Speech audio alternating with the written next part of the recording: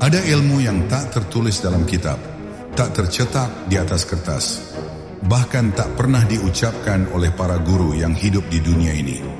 Ilmu itu turun langsung dari langit, meresap ke dalam hati mereka yang Allah kehendaki.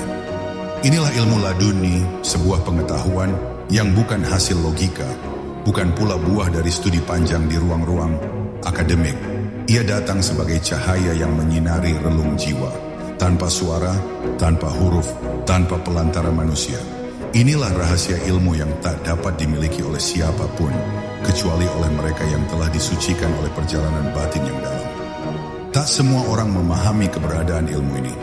Banyak yang menolaknya karena tidak terlihat. Banyak pula yang meragukannya karena tak bisa diukur. Namun bagi para wali dan arifin, ilmu laduni adalah nafas kehidupan rohani. Ia hadir sebagai jawaban sebelum pertanyaan itu muncul. Ia memberi petunjuk sebelum langkah kaki benar-benar bingung. Ia membukakan makna di balik makna, menyingkap hijab di balik tabir kehidupan, membawa pelakunya kepada pemahaman yang tak tertampung oleh akal biasa. Ilmu ini bukan hasil usaha akal, melainkan limpahan dari rahmat Allah. Ia tak bisa dicari, tapi bisa dihadirkan. Tak bisa diminta, tapi bisa dihadapi dengan kesiapan jiwa. Karena ilmu laduni bukan semata soal kecerdasan, tapi tentang kejernihan hati. Bukan tentang banyaknya hafalan, tapi tentang seberapa dalam ruh mampu menyerap kebenaran. Ia adalah cermin dari makam kedekatan seseorang dengan Allah. Semakin dekat, semakin terang pancarannya. Ketika seseorang menerima ilmu laduni, hatinya berubah menjadi ladang cahaya. Ia memahami rahasia tanpa harus bertanya. Ia menangkap makna hanya dengan rasa. Banyak dari para sufi dan kekasih Allah yang hidup dalam kesunyian, tapi dada mereka dipenuhi samudera ilmu. Mereka tidak butuh podium untuk menyampaikan kebenaran, karena keberadaannya saja telah menjadi pelajaran. Kata-katanya menjadi zikir, diamnya menjadi tafsir, dan hidupnya menjadi isyarat ilahi yang halus namun dalam. Namun jalan menuju ilmu laduni bukan jalan pintas.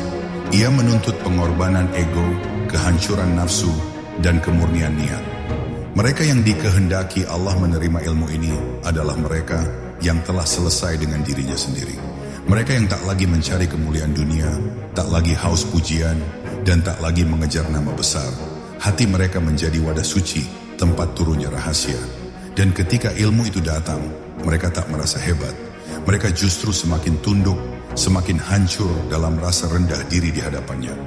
Inilah ilmu yang diajarkan Allah langsung kepada Nabi Khidir, yang dengannya ia mampu melakukan sesuatu yang tampak keliru, namun mengandung kebenaran yang dalam. Inilah pula ilmu yang membuat Nabi Musa AS diperintahkan untuk belajar kepada hambanya yang satu itu. Padahal Musa adalah seorang nabi. Maka siapa kita yang mengira bahwa semua ilmu hanya berasal dari manusia? Tidakkah kita menyadari bahwa sumber segala ilmu adalah Dia, Zat yang Maha Mengetahui? Ilmu laduni bukan untuk dipamerkan, bukan pula untuk dibanggakan. Ia hadir sebagai beban, sebagai amanah yang besar. Karena siapapun yang menerimanya akan diuji dengan tanggung jawab. Bukan sekadar tahu, tapi harus mampu menjaga dan menempatkannya dengan adab. Dan pada akhirnya, ilmu ini bukan tentang pengetahuan, tapi tentang pengenalan. Tentang mengenal Allah lebih dalam, lebih dekat, dan lebih jernih. Maka siapapun yang mendambakan ilmu laduni, mulailah bukan dengan pencarian ilmu, tapi dengan pembersihan hati. Karena hanya hati yang bening, yang mampu menampung cahayanya. Tak ada tempat belajar yang lebih luas dari hati manusia yang telah disucikan. Disitulah ilmu laduni turun. Bukan dari halaman-halaman buku, bukan dari pidato panjang para cendekia, tetapi dari ruang terdalam batin, tempat Allah menanamkan pengetahuan dengan cara yang tak bisa dijelaskan secara logika. Hati yang telah dilembutkan oleh rasa takut dan cinta kepadanya menjadi seperti madrasah yang langsung dinaungi oleh cahaya langit. Di sana tak ada kursi dan meja,